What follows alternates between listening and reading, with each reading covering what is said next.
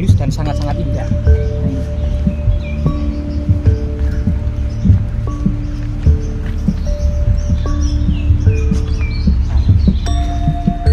Dari sini kita akan bisa melihat bahwasannya ternyata candi ini adalah bagian pintu ya. Diduga ini adalah semacam.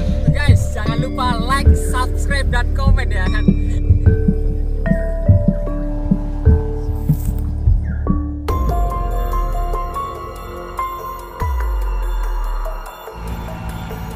Rahayu, rahayu, rahayu.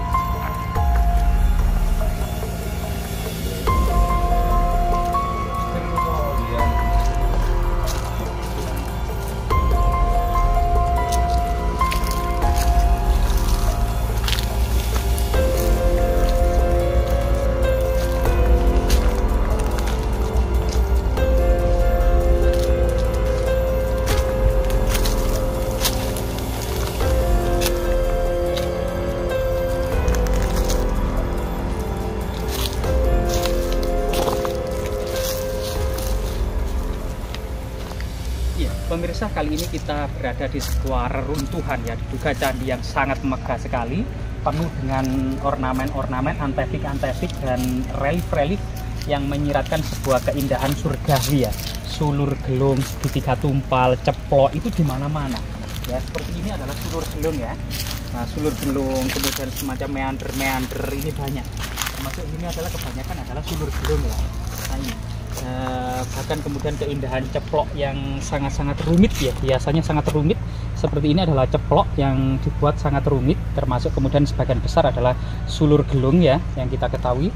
Nah, ini diduga sehingga kemudian ragam hiasan relief seperti ini menandakan sebuah cita rasa candi berlanggam era Singosari sampai Majapahit, atau kemungkinan masa-masa akhir Singosari sampai awal-awal kerajaan Majapahit ya. Nah, ini. Nah, jika kita lihat memang di makam umum ini ya, Assalamualaikum ya ahli kubur, fa'inna insyaallah bikum lahikun.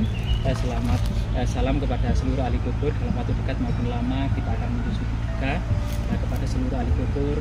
Kita kirim Fatihah di ahli kubri di siril Fatihah.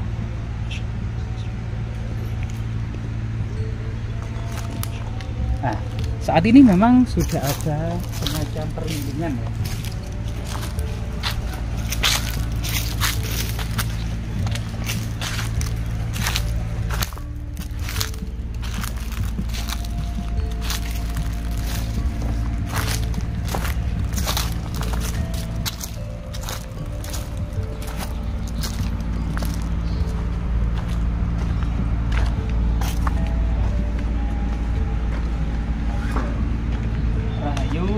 Rahayu wilayah sekarang jagat bawana langit sekarang kacang sekarang mayang ya. Jadi kita mendapati sebuah candi yang megah dan besar pada masanya gitu ya. Di sini ada struktur bangunan candi, diduga ini adalah bagian pondasi atau kaki dari candi, yang bagian tengah dan bagian atapnya sudah runtuh total. Namun reruntuhan yang tersirat ini menyiratkan sebuah candi yang sangat megah secara arsitektur gitu ya.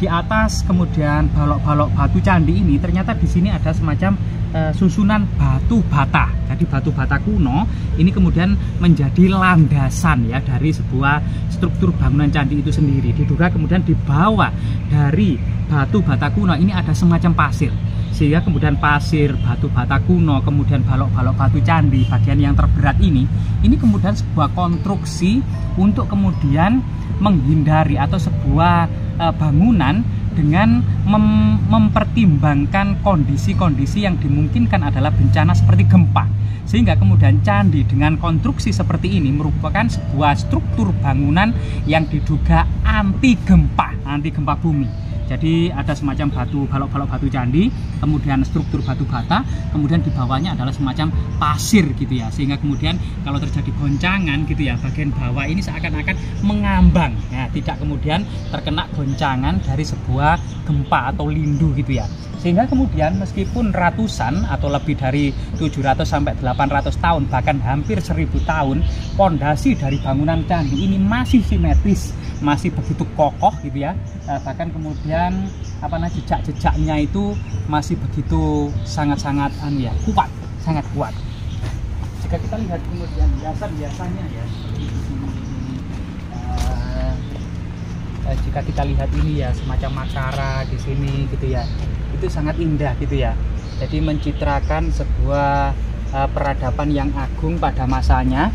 Bahkan kemudian ada beberapa ornamen-ornamen yang seperti apa namanya, pilin ganda, suluran atau sulur gelung, atau kemudian semacam meander gitu ya. Nah ini dipahat sangat-sangat halus dan sangat-sangat indah. Nah, ini.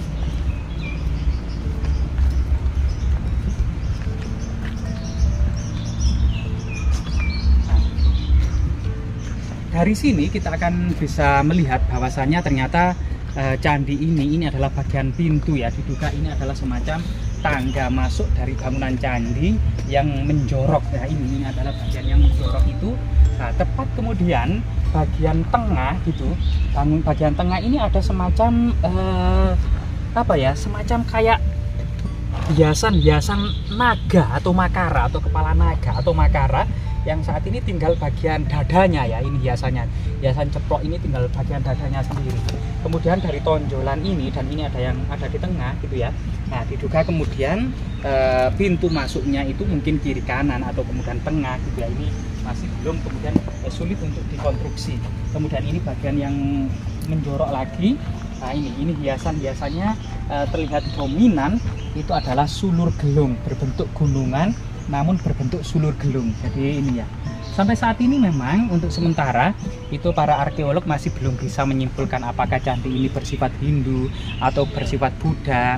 Jadi jejak reruntuhan di sekitar candi ini adalah semacam reruntuhan-reruntuhan dari bangunan utama ya, bangunan tengah maupun bangunan puncak ya. Sebagaimana kemudian candi-candi itu memiliki sistem arsitektur triloka.